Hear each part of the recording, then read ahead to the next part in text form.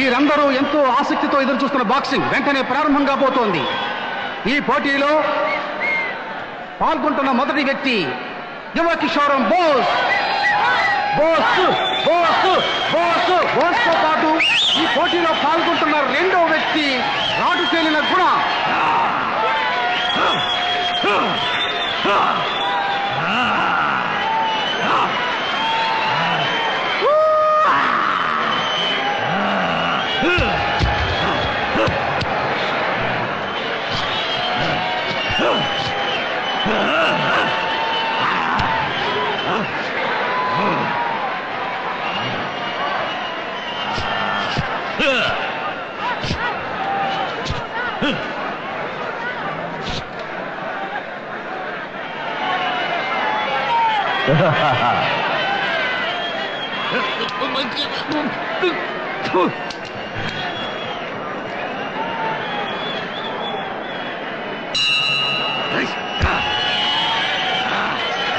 మొదటి రౌండ్ ఇప్పుడు ప్రారంభం కాబోతోంది.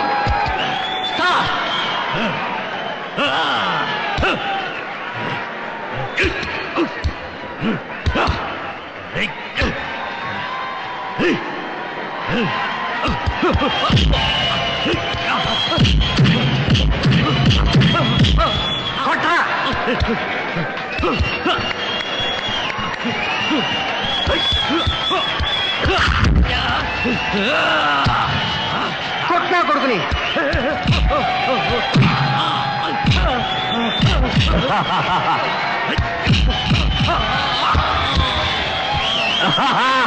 Come on! 1, 2, 3, box!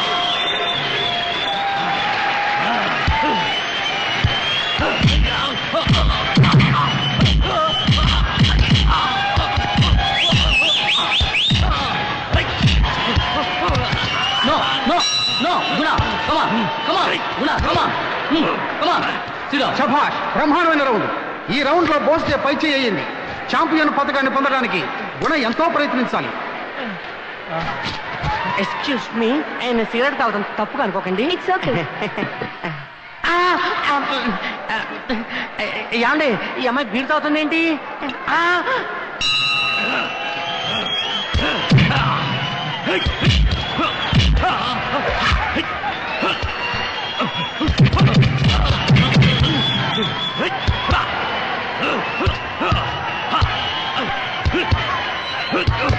గత సంవత్సరం ఛాంపియన్ కూడా యువ కిషోరం బోస్ దెబ్బలకు తట్టుకోలేక తలదించుకున్నాడు. కట్టు అది దెబ్బ.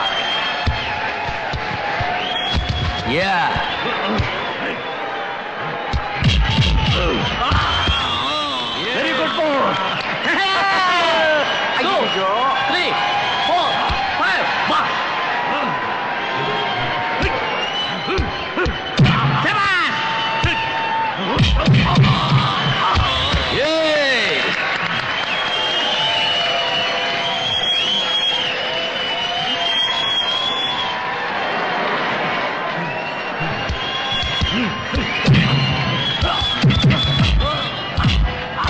యువ కిషోరం బోస్ ఆవేశంగా ఇస్తున్న కొత్త పంచి గుణకి ఒడుగు పుట్టిస్తోంది.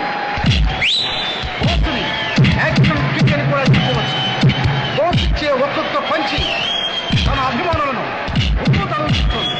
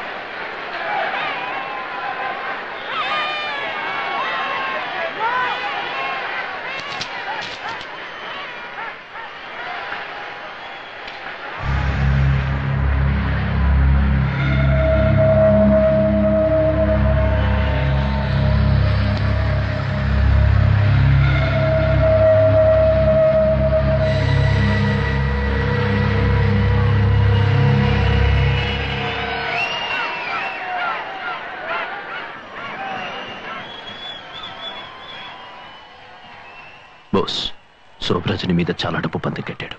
పందెమా? నువ్వు ఓడిపోతావని కట్టాడు. నేను చెప్పింది చెయ్యి, ఓడిపో.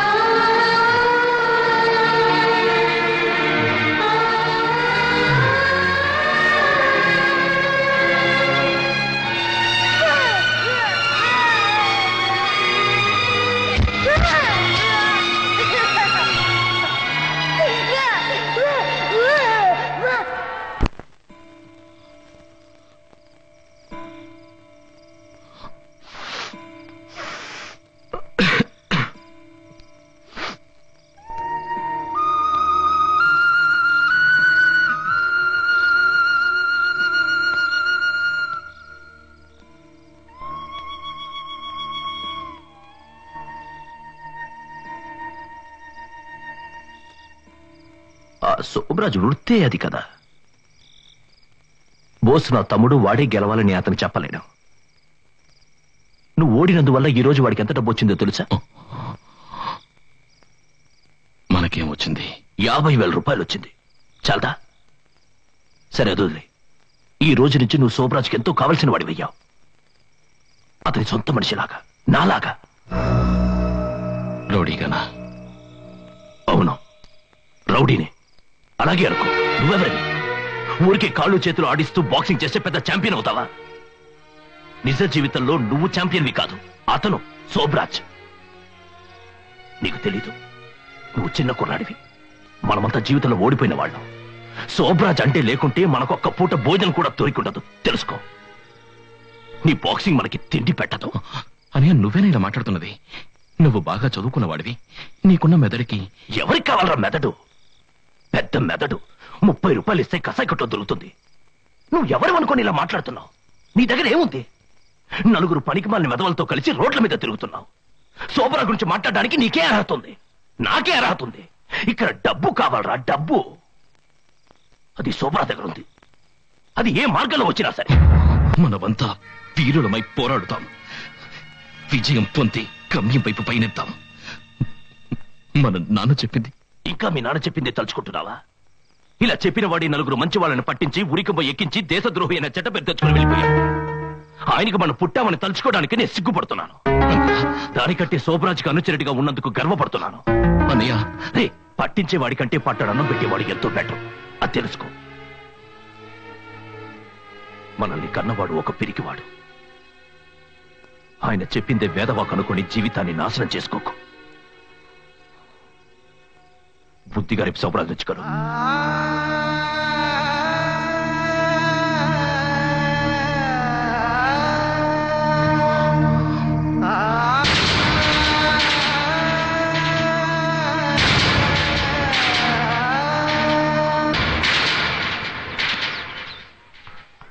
బోస్ ఇలారా. ఏంటి తాతయ్య? మీ నాన్న కోసం ఎవరో ఒక ఆయన వచ్చారు. ఆయన్ని మీ ఇంటికి తీసుకుపో. ఎవరు? అదిగో ఆయనే.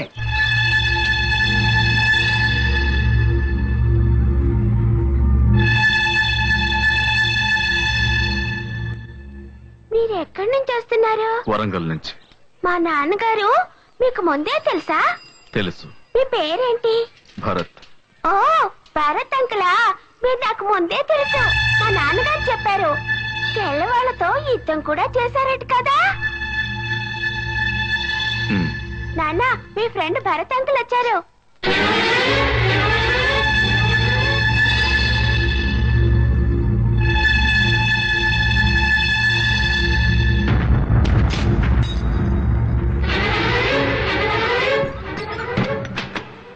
ఇరవై ఏళ్లుగా నీకోసమే వెతుకుతున్నాను రా.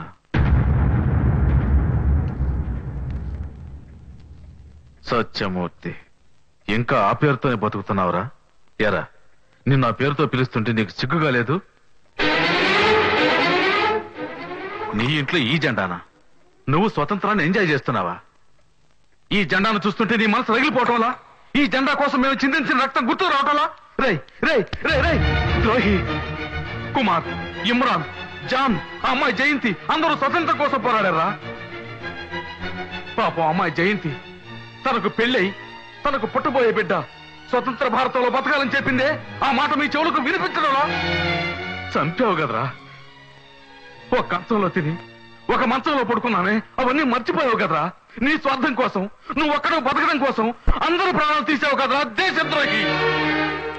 తెల్లవాళ్ళు నా చేతి నరికినప్పుడు కూడా నాకు బాధే లేదురా.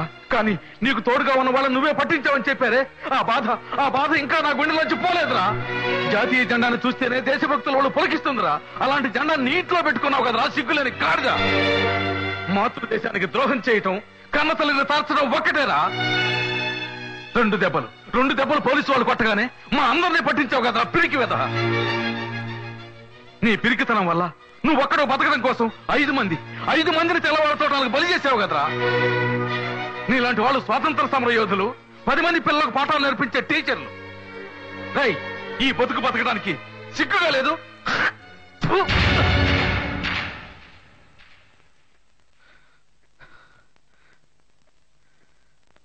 రై, నీలాగే నీ పిల్లల్ని పెంచొద్దు. రేపు వాళ్ళ వల్ల మంచి వాళ్ళు ఎవరు చనిపోకూడదు.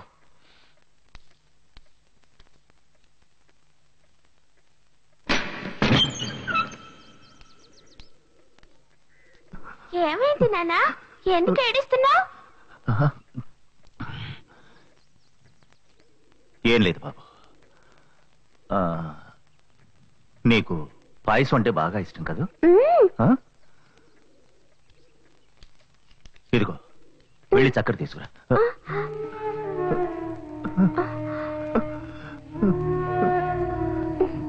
వెళ్ళిరా.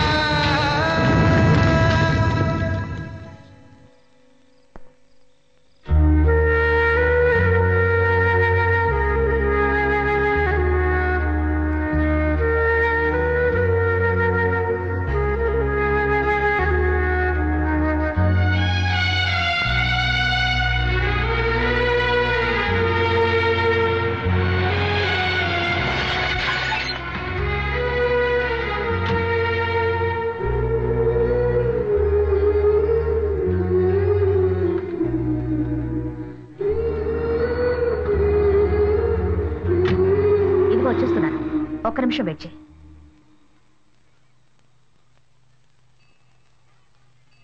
ఎందుకు ఇక్కడికి వచ్చావు? ఆ శోభరాజ్ అమాయక ప్రజల దగ్గర మామూలు అనే పేరుతో డబ్బులు గుంజేవాడు. ఇప్పుడు వాళ్ళున్న స్థలాన్ని కాజేయడానికి చట్టాన్ని కొనేశాడు. ఇక వాడిని ఎవరూ ఏమి చేయలేరు. లేదు మేడం, ఇక మీద ఇలా జరగదు. శోభరాజ్కి వ్యతిరేకంగా కోర్టులో సాక్ష్యం చెప్తాను. వాడికి వాడి రౌడీలకి శిక్ష పడేలా చేస్తాను. మరి మీ అన్న గురించి కూడా చెప్తావా? చెప్తాను మేడం. విక్రమ్ హత్య గురించి అన్ని విషయాలు చెప్పాల్సి వస్తుంది బోస్. విక్రమ్ నా ఫ్రెండ్. విక్రమ్ హత్య గురించి అన్ని నిజాలు అందరి ముందు చెప్తాను.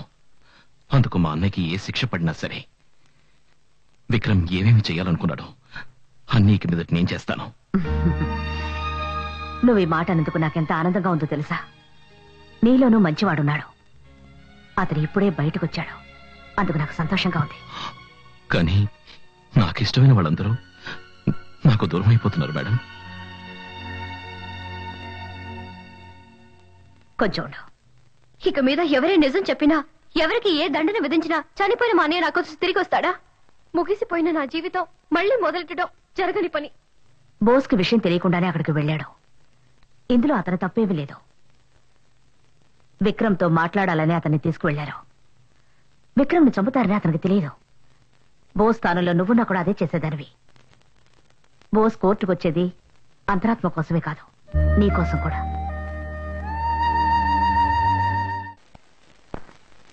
పోయే కాలనీ ఫ్రంట్ ఎలివేషన్ ఇది. దీనిపైన అన్ని సూపర్ మార్కెట్స్. అన్నా, మిమ్మల్ని కలవడానికి లాయర్ పద్మిని వచ్చింది. అదెందుకు ఇక్కడికి వచ్చింది?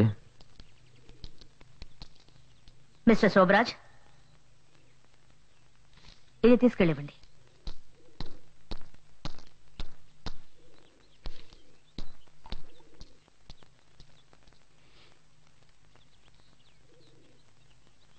ఏంటో చూడు. Court summons. రేపు ఉదయం 11 గంటలకి నువ్వు కోర్టులో హాజరు కావాలి. నిన్ను విచారించబోతున్నారు. ఎవరితో ఏం మాట్లాడుతున్నావో తెలుసా నీకు? ఒక్క నిమిషం, నువ్వు ఆవేశపడకు. ఎందుకు ఈ సమన్? ముఖ్యంగా 2 విషయాలకి. జనాన్ని బెదిరించి మామూలు వసూలు చేసినందుకు, రెండోది నువ్వు చేసిన హత్యకు. హత్య? ఎస్, విక్రమ్ని హత్య చేసావుగా, అందుకు. ఏమిటి? విక్రమ్ నేను హత్య చేశానా? ఎవరు చెప్పారు నేను హత్య చేశానని? గవర్నమెంట్ చెప్తోంది. నువ్వు హంతకుడు అని గవర్నమెంట్ నీ మీద నేరం ఆరోపిస్తోంది. ఇన్నాళ్ళు నీకు వ్యతిరేకంగా సాక్ష్యం చెప్పేవాళ్ళు ఎవరూ లేక నువ్వు ఆడిన ఆటలన్నీ సాగాయి. ఇప్పుడు నా దగ్గర ఒక ఐ విట్నెస్ ఉంది. ఎవరది? చెప్పు, ఎవరది? రేపు ఉదయం 11 గంటలకి కోర్టులో కలుద్దాం.